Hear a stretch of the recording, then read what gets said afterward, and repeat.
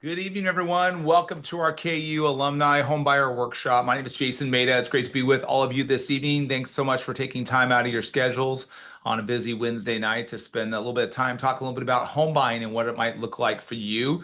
Tonight's class is just about an hour, and this is a very interactive class. So as we go through tonight's session, really encourage you to ask questions of us.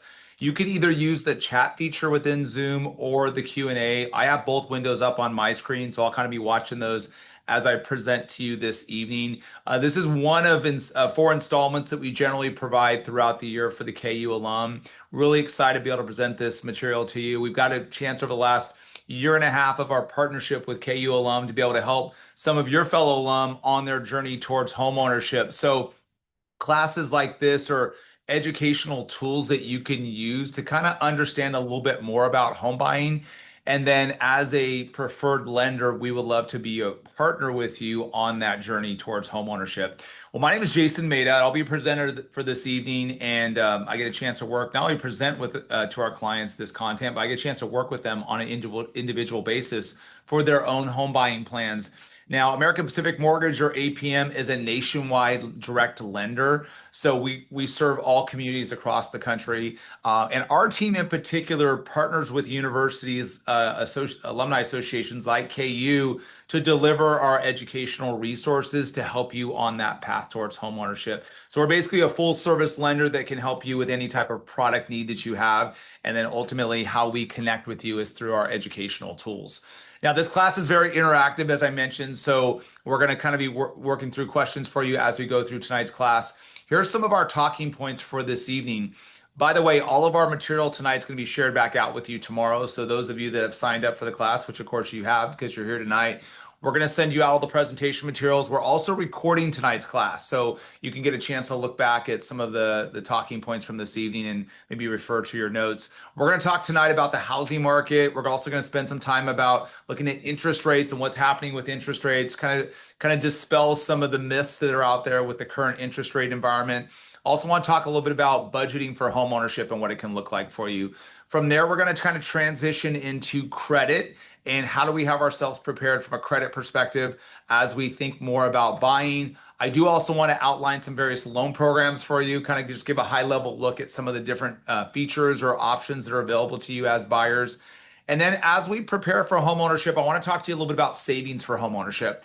And so I'm going to walk you through kind of just a really simple approach to savings, which for most of our first-time home buyers, that's probably one of the most challenging parts is just saving up enough money to have that down payment, ultimately to like get my budget within an affordable range for myself. I also want to talk to you a little bit about first-time home buyers programs that are available to you, depending on what market you want to purchase in, whether it's in, the greater Kansas City or Missouri market, just to be able to get a chance to understand what resources are available to you. And then probably our most important talking point tonight is to kind of look at the buying process. Like, where do I go from here? So I feel like I've learned a lot of great concepts. Hopefully you have one or two takeaways from tonight, but where do I take this information? Like, how do I go take those next steps? So I'm going to walk you through the workflow of buying a house and going from, attending a class like this to meeting with us for a consultation all the way to the finish line to getting the keys to your house. So, if you stick around for that part, that's one of the most helpful kind of pieces of a class like this. All right, so that's kind of the layout for tonight. And I want to kind of dive in and first talk a little bit about buying. Does it make sense for me? Because you're attending this class tonight because you're kind of in discovery mode, right? You're trying to figure out what does this look like for me? And as you're going through that process for yourself, I would encourage you to think about some of the benefits that come along with buying that we don't necessarily think about. The ability to be able to really control our budget on a monthly basis. So we know our rent is X this month, but as a homeowner, we don't have to worry about those variables like the landlord increasing my rent or getting stuck with a certain bill or whatever. Homeownership, we have more of a fixed expense, if you will, on a monthly basis. Now, a lot of our clients that are buying in today's market where interest rates are still a little bit elevated, there will be opportunity for those clients to refinance their homes down the road. So as interest rates decline and it makes sense for them to refinance and decrease their monthly outgo, that is an opportunity to help actually improve our outgoing expenses as homeowners, which we don't get that opportunity as renters, right? As a homeowner, this is an asset that can work for us. And as a homeowner, as our home increases in value from where we bought it, as we pay down our balance, the difference in those two numbers is called home equity. And home equity for most of us that are homeowners across the country, that's probably our number one asset next to our retirement that we have available to us. So it's a big deal, right? And that asset can really work for us. And it does have the opportunity to really change generations of wealth for our families that we support in home ownership. And believe it or not, there's actually some tax benefits that still come along with home ownership. So when we go through our rent versus buying calculator, which we're going to do in the next couple of minutes, we really integrate tax savings into home ownership as well. So when we think about preparing for home ownership and trying to comparing our budgets, we want to factor in things like equity appreciation, things like tax savings, because that ultimately is some of the upside that comes along with home ownership. Now, as we kind of look at budgeting for home ownership, I always like to kind of launch into our class by doing a really quick rent versus buy calculator exercise with you. And I'm going to do a quick little switch on screens and show you one of our tools that we use called the rent versus buying calculator. Many times when I'm meeting with our clients across the country, I will utilize this tool to kind of show them a little bit more of what does it look like comparing my current rent situation versus when I look at my, say $3,500 mortgage payment, what are the things I should be thinking about in terms of like the benefits that go along with home ownership? Now, as I mentioned earlier, as we were taking off on tonight's class, we are going to send out all of our presentation material to you. So you're going to be able to have the links like this at your disposal to run your own calculations. But I thought I would walk our class through it because I think it's a really helpful exercise, especially as we're thinking more about budgeting. So in our calculator, we pre-filled some data points here, and it starts with obviously what price of home am I going to purchase at, right? So, in this particular exercise, we have someone that's going to purchase at $300,000 with a minimum down payment of 3%, which would essentially mean I'm going to finance 97% of that purchase price, or 291. And then we have an interest rate for that mortgage. We have the term of my loan for the mortgage, which would be a 30-year fixed mortgage. And then making the assumption that I'm going to start or close escrow on my home sometime in the month of December, right? Now, when you purchase a home and you put less than 20% down, you are going to have what we call as mortgage insurance. And in mortgage insurance, which we're going to learn about tonight, it will be based upon my credit score, my down payment, and then how much I decide to finance. There's also expenses like homeowners insurance costs, the property taxes that I pay to my local county assessor's office. If I'm choosing to purchase maybe a condo or a townhouse, I might have HOA fees. So that would show up there as an expense too. And then, as I mentioned earlier, factoring in the tax component to homeownership is super important. Looking at what tax bracket am I in? How much are the expenses going to be in my house? I got to kind of figure that out from a budget perspective. How much is my home going to potentially appreciate as I go through ownership? And then under the rental side of the equation, how much do I pay in rent? Do I have renter's insurance? I probably do. And how much is my rent going to go up on an annualized basis? So we put 2%, we could put 3%, whatever your market is showing in your respective areas, that is going to be the side-by-side comparison. So if we looked at a scenario for a client like this, buying a $300,000 house with that rental scenario, my break-even point of owning versus renting is about 4 years. And so what that means to me as a future buyer is that if I continue to go down the path of renting and probably paying someone else's mortgage payment versus kind of doing it myself, I'm going to be on the plus side after 4 years. And that's really important because that's kind of a short break even point of when I'm going to start making money essentially on my asset that I own. And if I span that out over 10 years, now I have about a $51,000 opportunity of owning versus renting. And so when we think about home ownership and preparing for that, I always encourage clients, dive into a calculator like this. I think it'll really kind of be eye-opening for you as you think about, what I need to spend on my home, how much can I afford, and ultimately, am I going to maximize my buying power and understand what this asset can do for me, right? Now, another thing we have to think about when we enter the market is what's the housing market doing in my respective area, right? So we're in kind of the winter season of buying right now. And so in many places across the country, the housing market has kind of slowed down. Even in some of the warmer climates like California, we're actually seeing some signs where things are staying on the market a little bit longer. Surprisingly enough, if you look at the Kansas housing market right now, the average days on market is actually better than what we're seeing in other parts of the country. Some of the states across the country that have the highest inventory or supply right now would include Colorado, Texas, Georgia, and Florida. So you're seeing homes stay on the market a lot longer out there. And then you look at other markets, even in California, you're seeing some of the median days on market stretch up to 40, 50, even 60 days on market. And so as we look at the future of the housing market, everybody wants to know what's going to happen with prices. Well, we still have some supply issues today in many parts of the country. So they're really, like we can see here in Kansas, there's only a kind of a short time right now that homes are staying on the market. Whereas Texas, Colorado, Georgia, Florida, they have plenty of supply right now.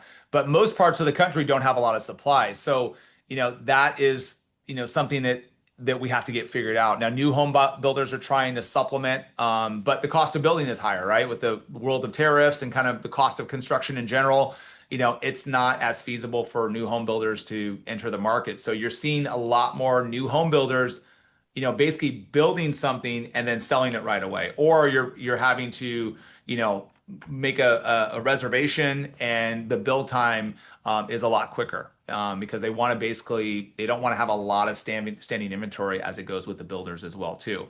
So what does that look like in the future of home prices? Well, I think as we move through these winter months, I mean, we might see some softening in the market. There's no question about it. Homes might stay on a little bit more on the longer on the market. Traditionally, in the housing market, the busier months are spring and summer. And I think this year's a little bit different. I will say we're all kind of waiting for interest rates to drop. You guys have seen in the news, the notes of the Federal Reserve making another rate cut just last week.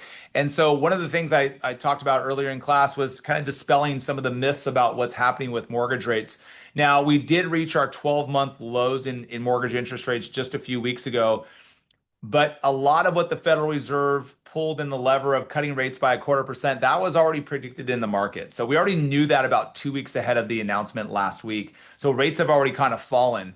And that's what happens in mortgage interest rates. So when the Federal Reserve says, hey, we're going to cut rates, the mortgage rate space has already predicted that. What it will move immediately is it's going to move your credit card rates. It's going to move auto financing and some of your personal loans lower in rate on the day that Federal Reserve makes that announcement. Now, today, as we sit on November 5th, now we're watching to see what's the next move by the Federal Reserve at the final meeting for 2025. Are they going to cut rates again by 0.25%? Because if they do, then it can push interest rates on the mortgage side a little bit lower. But even today, we're having a kind of a choppy market right now. There's no guarantee, as Jerome Powell would say, that the Federal Reserve is going to cut rates one more time before the end of the year. So it's kind of a wait and see approach. Ultimately, rates are going to go lower. It's not an if, it's more of kind of a when type of situation. And we're kind of obviously watching that pretty carefully. So you can see the activity of mortgage interest rates over the last 12 months here. And then we can look back at the last 25 years of mortgage interest rates. You can see, the highs of the early 2000s where rates were cresting around that 8% level. And then, I want to kind of point this out, which would be kind of the pandemic levels of interest rates. In fact, I was just talking to one of our industry partners just last night about this, talking about the 2.75% rate that he got back in the pandemic days. That's probably not going to reappear unless something really catastrophic happens in the market. So, I know everybody wants the lowest rates, the lowest price homes, probably not realistic. We can't really necessarily get that perfect storm, but I think ultimately, as you're deciding on when you want to enter the housing market, ultimately you've got to figure out a budget that works with you based upon, the current interest rate levels. And then we ultimately have to kind of see what price is the right fit for you. But, interest rates, home prices, they do cycle over time. Many of our first-time buyers that are getting in the market, this is more of a long-term investment. Now, from an interest rate perspective, interest rates are not all the same for everyone. So there's elements that go into interest rates, things like how much I finance, what my down payment is, what my credit score is, what product I'm going to select. And we haven't talked about this yet, but many clients in this market are asking about points, which points mean I can pay additional funds out of pocket in order to bring down my interest rate. So a point is usually the equivalent of 1% of my loan amount, which will generally bring down my rate on my mortgage about 0.25%. Now, if we do the math on that, it's usually about a 4 to 5 year break even point on an investment like points. And so we talked a bit about refinancing earlier when I was going through kind of the benefits of homeownership. It doesn't make a lot of sense to pay points because of that break-even point. And many homeowners that have purchased homes recently at 6.8 or 7% are now looking at refinancing just a couple of years later. And so it doesn't make sense to necessarily make those investments.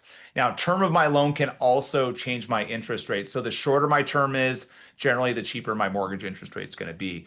Now, as we meet with you for a consultation and figure out what your options look like for home ownership, we're going to figure out the best design for you with your home buying resources. But ultimately, that kind of gives you a sense of what interest rates look like. And interest rates change by the minute during the financial trading day. So interest rates could be one level at 8 a.m. They could be by the end of trading day at 2 o'clock Pacific time.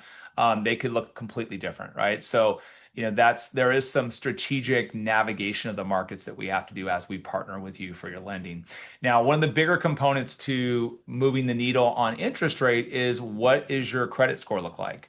And every loan program has a minimum credit score, which you can see noted on this screen on the screen here. And so as we look at each one of those minimum qualifiers for a credit score, we're going to have that conversation with our clients. Now, there are three different agencies that report out. It's Equifax, Experian, and TransUnion. In lending, we take the middle score of all three scores. So if my highest score is 740, my middle score is 720, my lowest score is 700, we're going to use that 720 score to evaluate my eligibility for a specific loan program. Now, that's going to influence my interest rate, my product eligibility. That can even influence that mortgage insurance that I may have to pay on my mortgage.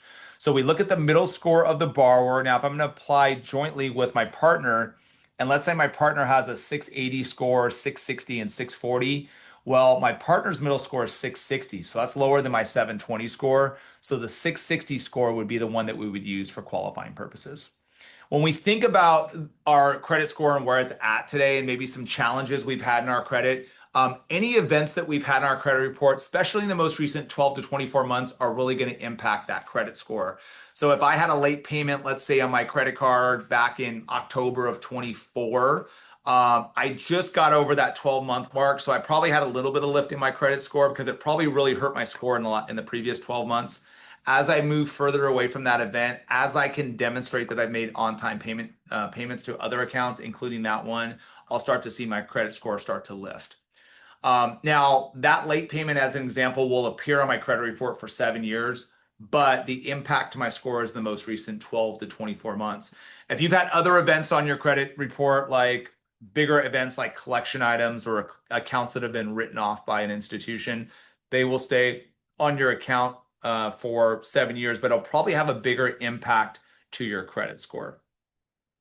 Now, there's three different models to credit scoring. There's a consumer credit card model, there's auto financing, and then there's the mortgage model. So if many of you are subscribing to Credit Karma or some online tool that you're kind of managing your finances with, when they send you your report for the month of October and what your credit score was, that is more than likely going to be a credit card score. In home financing, we're going to use the mortgage model, which will have some variance to probably what you're seeing with your consumer models. And so in class, we like to kind of walk you through the model of mortgage because we want you to hopefully identify maybe an area of opportunity with your own specific credit profile. So as we kind of look at this wheel here, we'll start with the 15%, which is length of credit. That's ultimately how long have I had credit. The longer I can show that I had my credit seasoned, the better my credit score is going to be. If I look at my account usage, if I'm looking at how many accounts am I trying to open recently, that's going to impact the 20% weighting, which is essentially, I want to avoid opening a lot of new accounts, especially within a 6 to 12-month period of time. And I want to also avoid inquiries, hard inquiries on my credit report. Now, is a rule in place for hard inquiries that says on auto financing or mortgage financing, I have a 30-day window of time to shop around with as many lenders as I want, and it's the equivalent of one credit inquiry hit to my score. Now, our process for pre-approving you for home financing is a little bit different because we actually start with a soft credit check. The reason why we choose to do that is because many of our clients, especially the ones that attend classes like this, they're probably not going to go out and find a home this weekend, right? After they get pre-approved, they're going to probably have a longer timeline of when they're going to buy. So we want to educate you and give you your financial tools for home buying without impacting your credit score. And that's why, the soft credit check is really important because as we see here, it's 20% of your overall credit score. Now we go further along, we talk about amount of credit utilization. So we're looking at your outstanding balances versus your credit limits. And so if I have $10,000 in outstanding limits that are available to me, but my balances are $8,000, right now I'm at 80% utilization of credit. I've probably seen a little bit of a hurt in my credit score. It's probably impacting my credit score because of that. So what I would encourage our clients to do, if we're running at 80% utilization, try to pay down those balances to get below $5,000 because that would be the next level of credit improvement. So below 50% of your credit limit amount. Now, ideally, we'd like you to be below 10% or better because that's going to get you to maximize your credit score. When we think about managing credit utilization, I like to always share a tip in our class, which is to look at your credit cards and identify what the billing statement or cycle date is, because that is the date at which the creditor issues all your account information to the 3 credit agencies that we reviewed earlier. So my tip for our class is if you can pay down those balances before the end of the billing cycle closeout date, what's going to happen, especially as you prepare for home financing, is you're going to have a much lower credit score that gets reflected to the bureaus because now your utilization is lower. And in doing so, you're going to basically improve the cost of your overall financing. Last component is payment history. So that's how I paid my bills. When you see a late payment that appears on a credit report, it's rated as 30-day lates, 60-day lates, and then 90+ day delinquencies. The bigger the late payment, the bigger the impact I'm going to have my score, right? And if you have an isolated incident as a 30-day late, it can have a pretty big impact to the score. To my point earlier, though, as you get further away from that late last payment, then you're going to see kind of improvement on your credit score. Now, as we kind of stay within the credit space, there's an account that we have a lot of conversations with. In fact, I was having a conversation with a client just about 10 minutes ago, which is around student loans and active repayment of student loan debt. It's kind of a big deal right now in financing. So if you're in an active income-based repayment program or a savings plan, and you have a reduced payment because of that plan, we can use that payment right away for qualifying. So if you have $75,000 worth of debt in student loans and you're paying $250 right now a month in payment, we can use that payment as long as you're in active repayment. So I know there's some student loan servicing companies that are kind of switching their servicing, and it's not the easiest to work with. And we have some litigation out there that's kind of changing how repayments are structured for borrowers and whatnot. So it's just something you want to kind of think about as you prepare for home financing. If you haven't touched any of your student loan debt, that's okay. You don't have to be in active repayment to apply for a mortgage. But if you're not in repayment, then there's like a default calculation we use. If you have that same $75,000 worth of debt and you're doing an FHA loan, we would take 0.5% of the balances and use that as the payment, which would be $375 per month. Or if you're doing a conventional loan, we usually use 1% of the balances, which would be $750 per month. And we just have to make sure that fits into your expenses that you have as a future homeowner versus what you make in income. And that's where it can be a little bit of a challenge. If I have that $75,000 in debt and I haven't been paying on it for the last 2 years because of forbearance, but now I'm trying to apply for a mortgage, that payment that we have to assess may change your qualifying. So those are conversations I have with clients as we build their home buying plan. If you're in deferment or forbearance, that is obviously no active repayment. In that case, this kind of calculation would still apply. All right, I'm going to take a quick pause there. I just want to open up for any questions. I know I've given you a lot of content so far, but I want to make sure that I can take a quick little pause there to answer any questions from the group. If you do have any questions, feel free to use the chat or the Q&A. I got both windows open right now. We can answer those on air. I'll also carve out some time at the latter part of class too to kind of go through some questions. All right, I'm going to keep things moving. I don't see any questions coming in. Let's talk a little bit about loan programs. I'm going to give you kind of a 10,000 foot view look at loan programs. The content we just reviewed on student loans is the output of guidelines that are appropriate for these particular types of products. The first product we're going to review is a conventional loan, which is a Fannie Mae Freddie Mac loan. You might have heard that terminology. There's more and more talk of it in the news because they're talking about the privatization of Fannie Mae and Freddie Mac and kind of the impact to the housing market. Stay tuned on that one. That does have a minimum down payment of 3% for a conforming loan amount up to $806,500. If you go beyond that loan amount, is what we call high balance. So depending on what market you want to buy in, let's say you're going to buy in Arlington, Virginia, you can utilize that agency product, but that down payment is going to move from 3% to 5% if you go beyond the conforming loan limit. The FHA loan is a government insured loan. FHA stands for the Federal Housing Administration, so it is insured by the US government. We're going to talk about mortgage insurance for FHA loans as well as conventional loans in just a bit. But with the FHA loan, it does have a minimum down payment of 3.5%. And then there's a maximum loan amount that gets set based upon the county that you want to buy in. Now, both the FHA loan and the loan product just below that, the USDA product, are both government insured loans. There was some changes in about 3 months ago in terms of eligibility for residency. So you do have to be a permanent resident to access either one of those government insured products. Unfortunately, those changes were made. The residency status doesn't change with a conventional loan. You can be a non-permanent resident and still get access to a Fannie Mae or a Freddie Mac loan product.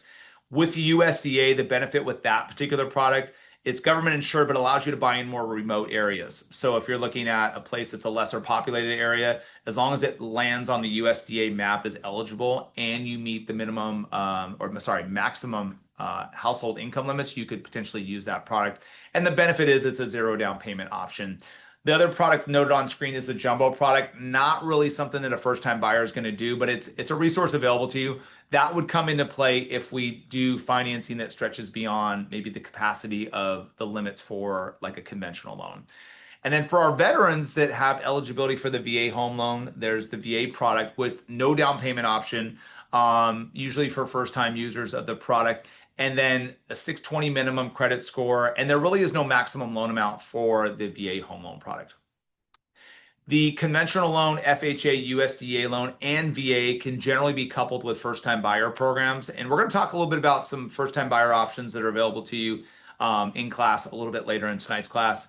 I do want to talk a little bit about mortgage insurance and what that means to you as a buyer. There are two different types of mortgage insurance products. There is PMI, which is called private mortgage insurance.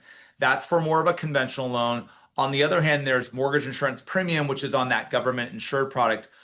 Both insurance products operate the same, which essentially they protect the lender against default by the buyer. So if there's an economic hardship, unfortunately, the buyer was unable to afford their home, the lender would be insured against that default. Now, with PMI mortgage insurance, there are three components to how we make up the premium for that product. It includes your down payment, how much you're going to finance, and then what your credit score looks like. Now, one of the benefits with conventional PMI is you have a cancellation option. So once you have 2 years in that loan and you achieve 20 to 22% equity, we can apply to have the mortgage insurance canceled. So here's what a calculation looks like for conventional mortgage insurance. If I was borrowing $300,000 and I only put 3% down with a 740 credit score, my premium is going to be about $92 a month.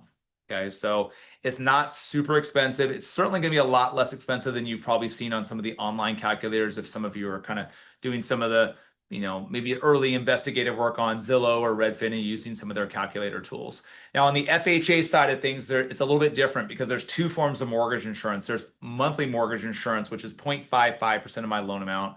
Then we divide that by 12 to figure out what the cash amount is on a monthly basis. There's also monthly mortgage insurance, which is 1.75% of my loan amount. And that generally gets added into my total amount financed. All right.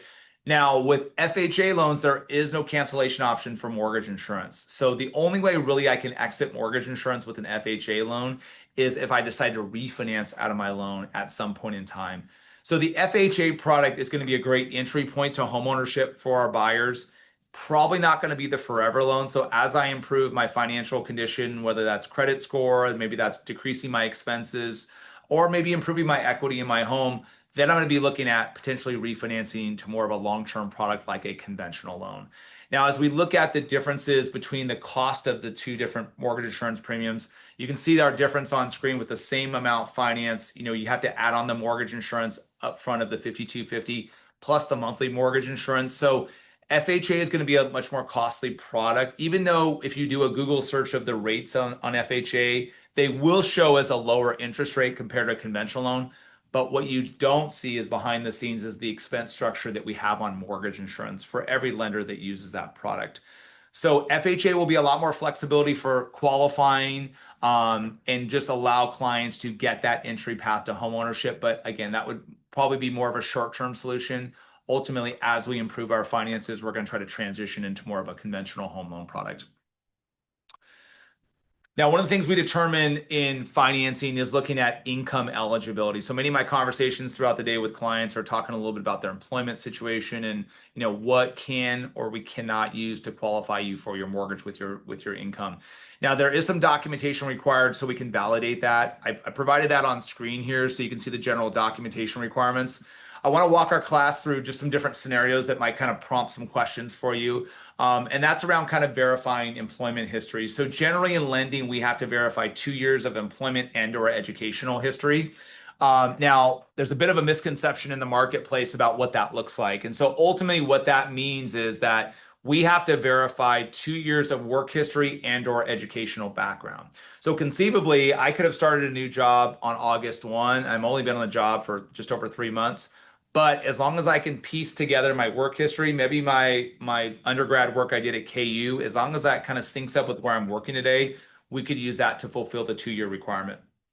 Other situations or scenarios would be, let's say I have a new job that I can start on November or December 1st, and I want to count that new income into my qualifying. Well, as long as I have a executed offer letter and a non-conditional start date, then I can use that income right away for qualifying. As long as I can verify a 2-year work and or educational history, and of course that supporting income of that new job. So, we have situations where clients are relocating different parts of the country, but they're starting a new job. That's why they want to buy a house in a different part of the country. We can certainly use that potential qualifying income as long as we have that offer letter outlined. Now, in the 2-year requirement, here's where it gets a little bit different. So when I get into situations where I have variable compensation like bonuses or commissions, that's where we have to verify 2 years history, because what we have to do is we average that income over 2 years. So if I got a bonus of $15,000 in 23, and then my bonus was $20,000 for 24, we're going to average the total $35,000 over that 2-year span of time. If I get overtime income, same principle, right? I want to show consistency of that I'm making that overtime, not just some flash that I made $15,000 in overtime. We have to show consistency over a 2-year stretch. If I'm self-employed, 2 years also comes into play where I have to show 2 years of tax filings, and then we average those net incomes for that self-employed borrower over 2 years. Another question I get from clients is, well, I have a spouse or a partner that's contributing in my household, but they don't feel comfortable being on the application. Unless that person is going to be part of the application and include and validate their income, then unfortunately we can't kind of factor that into the income for eligibility. And then last thing I just wanted to point out is that folks that work dual jobs. So let's say they work a 40-hour work week job and then they drive for Uber or Lyft, or maybe I work for 2 different employers and I want to count both sources of income, right? In that case, I do have to show that I've been working for both employers simultaneously for 2 years in order to count that income. Now, one of the things we do in not only validating income and what can be used, we also compare that versus expenses for our buyers. And the calculation that we have, it's called debt to income ratio. And it's a really simple calculation, but it ultimately takes into consideration projected housing expense like the principal and interest of your new loan, the property taxes for my house, what my homeowner's insurance is going to look like, if I'm paying mortgage insurance, if I'm buying a condominium, maybe a townhouse, there'll be HOA expenses. So that's all my projected housing, right? Then I take my existing expenses like my student loan payment that I have, my car loan, my credit card, my personal loan, all those type of creditors get folded into total expenses. And we look at that versus our pre-tax income if we're a W-2 employee. And then that kind of spits back to us a percentage of, here's what your expenses are as a percentage of that pre-tax income. So we generally don't want that to be over 45 to as high as 50%. That's like pushing the edges of the qualifying. Most clients feel pretty comfortable when that number is about 33 to 36%. I think that's kind of the sweet spot for most buyers. But, in a high cost of living market like many of us face today, many debt to income ratios are just a lot higher just because of the nature of the market. I put a scenario up on screen for you that you can see what I just kind of highlighted. So this particular client has a $2,500 housing expense. they pay $500 in existing expenses, and they're making $8,500 a month. So that $3,000 in expenses versus their $8,500 in pre-tax income means that they have 35% of that income consumed by expenses. And that would be considered kind of the sweet spot, so to speak. But the guidelines do allow us to go to 45, even to 50% of the pre-tax income. All right, so as we kind of cross the halfway line of tonight's class, I want to now kind of like switch gears up a little bit and talk a little bit about savings for homeownership. It's probably one of the biggest challenges for most buyers because maybe we're new in our careers and we're just trying to maybe pay off debt, whatever the case may be, right? And so there are assistance programs that can help you, and we'll talk about those in just a couple minutes. But I also want to spend some time talking about preparing for homeownership from a savings perspective. Before I do that, I do want to also pass along some of the acceptable sources and how we validate assets that can be used. So of course you can use checking and savings accounts. That's pretty self-explanatory, but we can't use cash accounts that cash deposits that show up in those accounts. Every asset has to be seasoned for at least 60 days. 401ks, 403bs, IRAs can all be used for financing, but we encourage you to talk to your tax tax preparer or financial advisor before you access those assets. And gift funds can also be used for the home purchase. That does not have a seasoning requirement. What a gift fund means is you have a family member that's contributing towards your out-of-pocket expense for the home purchase. And there's a whole documentation, like paper trail, that we do for that. Now, as we think about putting that game plan together for homeownership and savings for homeownership, I want to walk you guys through a really quick exercise. It's been really effective for a lot of our clients. In fact, one of our clients that used a very similar approach to this just got the keys to their house last Friday. And so what this would look like is if you're coming to us to kind of build your home buying plan, and maybe today you're paying $1,500 a month in rent, and you know you have a great job and things are going good, but you're just not there from a savings perspective. And let's say you can really afford about $3,000 on a monthly basis. What I would coach our client to do is let's save today like I'm making that mortgage payment of $3,000 a month. And it's really simple, but I'm essentially on the first of the month paying that landlord the rent payment, right, of $1,500. But at the same time, after that payment's made, I also transfer another $1,500 into my savings account. And I do that on a month in, month out basis. And before I know it, I have $9,000 in my savings account based upon the difference between my rent and my savings or my projected mortgage payment. By the end of 12 months, I have $18,000, not including if you put that into a high yield account, that's probably going to get you maybe 3% in interest accrual. That not only creates that savings for us, but it also creates that discipline, the habit, all of that to get accustomed to that mortgage payment that eventually I'm going to make, because that is the goal line for me, right? I want to get to home ownership, and that's a really simple way of savings towards that goal. And again, it's an effective way of doing it too. And like I said, we had someone just Friday that got their keys using an approach like that. Assistance programs can also help you close the gap between what you have in savings today versus what you need to make the minimum down payments on your loan product that we just reviewed earlier. Now, we're going to spotlight Kansas because, obviously this is a KU class, but I know many of you might not be necessarily buying in Kansas, but want to give you the resource. If you're looking in a respective state and you want to learn more about the first-time buyer programs available to you in that community, just get connected with me after tonight's class. I'll get you the resources you need. We're approved with almost every first-time buyer program across the country because we are a nationwide lender. Many of the programs offered through various local communities are going to be designed to support low to moderate income households. Well, what does a low income housing buyer mean? Well, that's generally someone that makes less than 80% of the median income. Moderate income depends on the state, but it could be someone that's making below 100% of median income. Could be someone's making below 120%, or in some high cost states, could be 150% of the median income. Now in Kansas, the Kansas Housing Resource Corporation has 15 to 20% assistance options at zero interest with forgivable components to that. We do have another Kansas product here as well that can help with government sponsor programs like FHA and USDA. But ultimately, most of these programs are going to help create those resources for you to basically make up the difference where you can't get to from a down payment and closing cost perspective. And each program is going to have income limits based upon the guidelines for that product. We do have also a pathway DPA program that does not have income limitations, and it provides a client anywhere between 3.5% to 5% of their sales price in assistance funds. All right. And again, love to be able to connect with you after tonight's class. So if you do want to talk about, a program in Texas, for example, we can talk about the Texas State Affordable Housing Program, or maybe you're in, Arizona. We can talk about some of the programs out in Arizona or Florida, whatever the case may be. Just let us know and we'll get you those resources.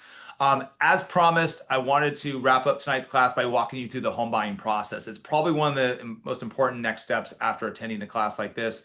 It's essentially like, what's my roadmap look like to home ownership, right? I know I've attended tonight's class, got to listen to Jason talk for the last 40 minutes, but where do I go from here? Well, after tonight's class, we'd love to be able to get together with you for a consultation, just to kind of go through what do things look like for you in home ownership. And my screens are jumping around, so bear with me. But a consultation ultimately kind of shows us what the framework of financing looks like for us. And so what we'll do is we will kind of build a financing plan for you in home ownership with that consultation. Now, the output of that consultation is to be pre-approved for your home mortgage. And the pre-approval is generally good for 60 days, but we can always recertify it at any time for you. So it's not a problem at all. When you submit your online application to us, we only do a soft credit check, but that application is also good for 2 years. So a lot of our clients that meet with me for a consultation, they're not looking to go out and buy a house this weekend or even before the end of 26. They're just trying to get those goals and objectives in place for home ownership. Now, once we get pre-approved for home ownership, that takes us to the next milestone, which is the house hunting phase. Some of us in tonight's class have already maybe even started that. It's just to kind of understand, like, what does this look like for myself? And so we'll start that search generally online, and it'll eventually transition to probably meeting in person with a realtor to really start looking at a few different options in my local community. We would encourage you to get connected with the local realtor. We do have preferred realtors that we work with in our local markets. So if you want us to make an introduction, we're more than happy to do that. So now we've identified a property, right? We see a place that we love, and now we want to make an offer on that property. Well, if we make an offer on that property, and let's say the seller says, yeah, I'll accept your offer, then we move to step 3. And that really kind of starts getting everything more defined for ourselves. So at step 3, we call it entering escrow in most parts of the country. From the time that the seller says, yes, I'll accept your offer, to the time you get your keys, it takes about 30 days in most parts of the country. Some places it can be as short as 14 days, but usually it's about 30 days. Now, at step 3, you're going to get a call from us saying, congratulations, you did it. You got your offer accepted. Let's now take you through some next steps. And then I want to get you scheduled for your virtual home buying session with me so we can kind of talk more about the fine details of your home financing, some of the timelines of the events. So you'll get that call from us. We'll schedule a consultation. You are going to have some action items on your side at that time. You'll be responsible for making a deposit on your house. There's a home buyer checklist that we'll be providing to you to kind of get all some of the updated documents for yourself. That deposit that you make for your house is essentially a good faith deposit. That's your own funds out of pocket. It's usually 1% to 2% of your sales price, and it will count towards your total out of pocket expense. Now, that deposit is generally protected by what we call as the contingency. And the contingency in most part of the country sets a timeline for when you get to do your research and when you have to have it done by on this particular house. That contingency includes an appraisal contingency to make sure the house is worth what you're buying it for. That's kind of important. Your inspection contingency, so you can check out things like maybe the foundation or the roof or maybe the septic, whatever the situation is that you want to understand more about. And then finally, there's a loan approval contingency, which the loan contingency essentially is the loan approval part of your transaction. Now, as we move further along in the process, now we kind of start moving into step 4, which is kind of the administrative functions of the loan. By that time, you have met with me for your follow-up video session. You understand all the framework of your financing. One quick side note is that, as we mentioned earlier, interest rates change by the minute, especially in the financial trading day.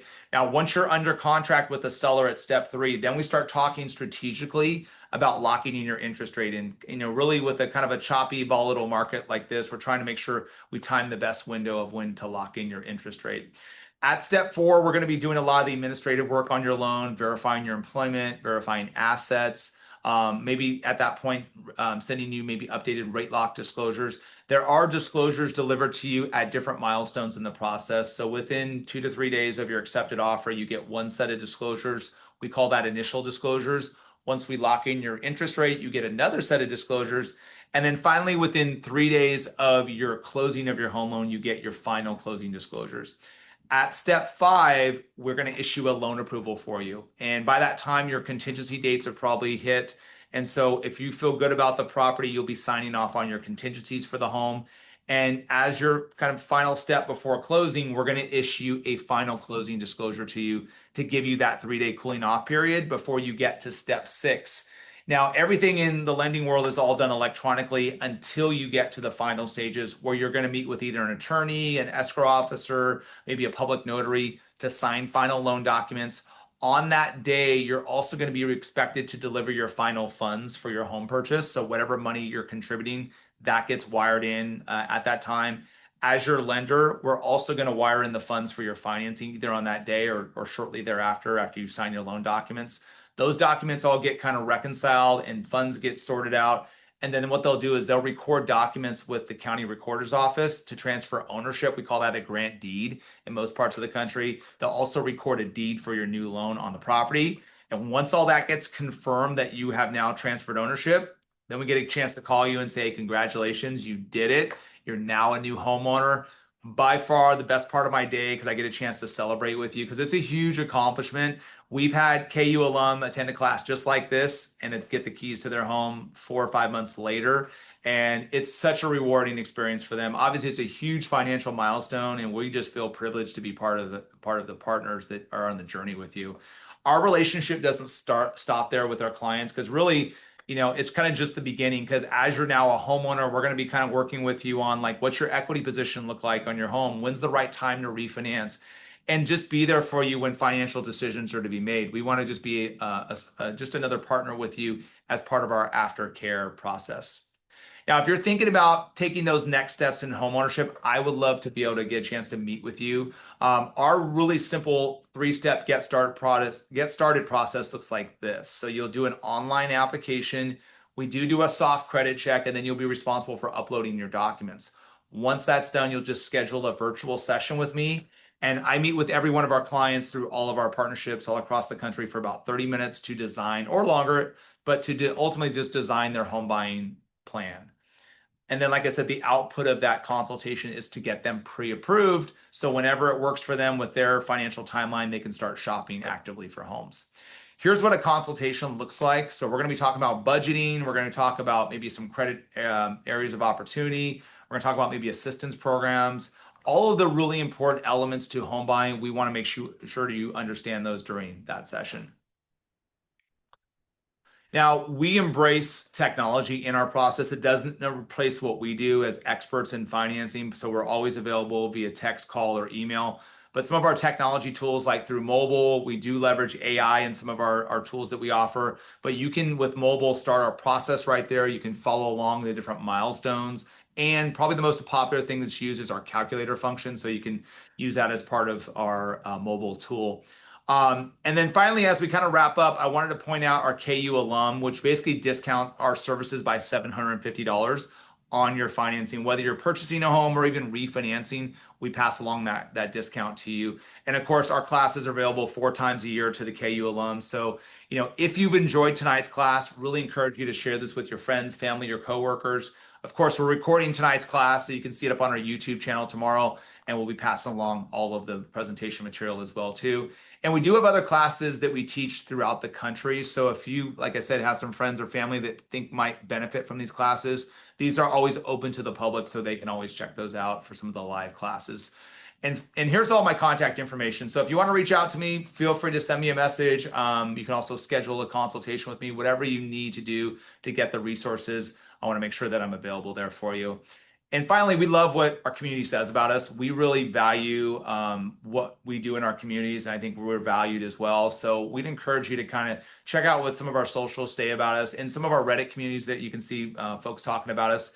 We really feel grateful to be able to support our local communities in affordable home ownership. And of course, we hope that we're going to be able to be a partner for you in your future home ownership goals as well. Well, that takes us to the end of tonight's class. I want to carve out a little bit of time before we hit to the top of the hour for any questions. I haven't had any questions in the chat throughout class, but just want to leave it open for any final questions before we end our session. If you do have a question, like I say, you can just drop it in the chat or the Q&A.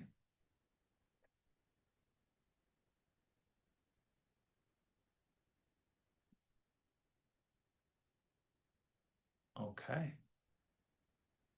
I think we're good unless somebody's just typing away there. I think we're good. Well, if you do have any questions, I know we didn't get anything tonight, but feel free to reach out to me. Love to be a resource for you. I hope you have a great rest of the week. If we don't get a chance to chat with you, have a great holiday season. Finish off 2025 strong, and hopefully we'll see you soon. Have a good night.